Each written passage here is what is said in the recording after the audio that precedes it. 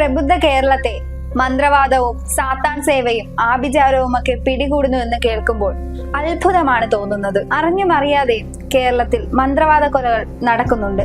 എങ്കിലും കൂടുതൽ ശ്രദ്ധേയമായത് ഇലന്തൂർ മന്ത്രവാദ കൊലപാതക കേസിലൂടെയാണ്. ആ കൊലപാതകത്തിന്റെ ഞെട്ടൽ കേരളത്തെ വിട്ടൊഴിയും മുമ്പ് ഇതാ മറ്റൊരു ബ്ലാക്ക് മാജിക് കൊലപാതകം കൂടി. വിനോദയാത്രയ്ക്ക് എന്ന് പറഞ്ഞു പോയ 3 പേർ അരുണാചൽ പ്രദേശിലെ ഒരു ഹോട്ടൽ മുറിയിൽ മരിച്ച സംഭവം ചെന്നെത്തുന്നത് ഒരു ഞെട്ടിക്കുന്ന വാർത്തയിലേക്കാണ്.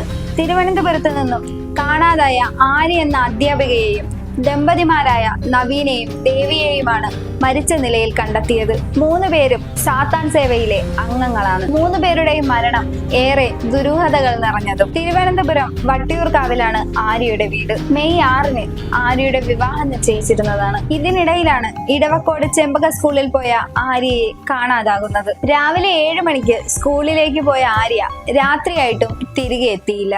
ഇതോടെയാണ് ആര്യയുടെ അച്ഛൻ പരാതിയുമായി വട്ടിയൂർക്കാവ് പോലീസ് സ്റ്റേഷനിൽ എത്തുന്നത്. നവീനും ദേവിയും 13 വർഷങ്ങൾക്ക് മുമ്പ് പ്രണയിച്ച് വിവാഹം കഴിച്ചവരാണ്. 2 പേരും ആയുർവേദ ഡോക്ടർമാരും. പ്രമുഖ വൈൽഡ് ലൈഫ് ഫോട്ടോഗ്രാഫറായ ബാലൻ മാസ്റ്ററുടെ മകളും സൂര്യകൃഷ്ണമൂർത്തിയുടെ ബന്ധുവുമായ ദേവി വിവാഹത്തോടനുബന്ധിച്ച് മതം മാറിയിരുന്നു. നവീനും ദേവിയും ഒരേ കോളേജിലാണ് ആയുർവേദ ഡോക്ടറാകാൻ പഠിച്ചിരുന്നത്. അവിടെ വെച്ചായിരുന്നു ഇവർ പ്രണയത്തിലാകുന്നത്.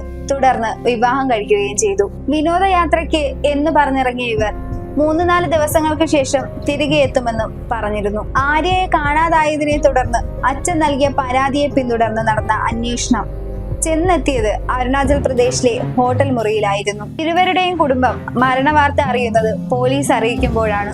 മൃതദേഹങ്ങൾ കണ്ടെത്തിയ മുറിയിൽ നിന്ന് പോലീസ് ആത്മഹത്യാക്കുറിപ്പ് കണ്ടെടുത്തിരുന്നു. ഇതോടെ മരിച്ചവരെ പോലീസ് സ്ഥിരീകരിച്ചു.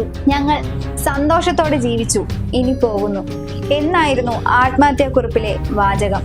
ഒപ്പം മരണവാർത്ത അറിയിക്കേണ്ടവരുടെ നമ്പരും. തുടർന്ന് നടന്ന അന്വേഷണം ദുരൂഹതകൾ നിറഞ്ഞതായിരുന്നു. നവീനും ദേവിയും ആര്യയും സാത്താൻ സേവ പിന്തുടർന്നവരും പുനർജനി എന്ന സംഘത്തിലെ അംഗങ്ങളുമായിരുന്നു. മരണത്തിന് മുമ്പുള്ള ദിവസങ്ങളിൽ ഇവർ ഗൂഗിളിൽ തിരഞ്ഞത് മരണാനന്തര ജീവിതത്തെ പറ്റിയാണ്. മരണാനന്തരം എന്ത് സംഭവിക്കും, മരണാനന്തരം ശരീരത്തിലുണ്ടാകുന്ന മാറ്റങ്ങൾ, മരണത്തിന് ശേഷമുള്ള ആധ്യാത്മിക കാര്യങ്ങൾ എന്നിവയാണ് ഇവർ ഗൂഗിളിൽ തിരഞ്ഞത്.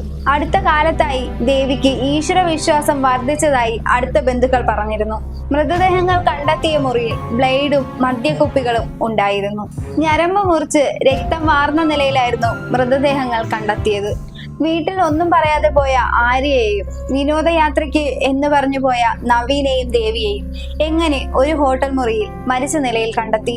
മരിക്കാനുണ്ടായ പ്രകോപനം എന്താണ്? അന്വേഷണം നടന്നു വരുമ്പോൾ ഇത്രയധികം വിദ്യാസമ്പന്നർ എങ്ങനെ ഇങ്ങനെയൊരു മായാവലയത്തിൽ എത്തിപ്പെടുന്നു എന്നത് ചിന്തിക്കേണ്ട ഒന്നാണ്.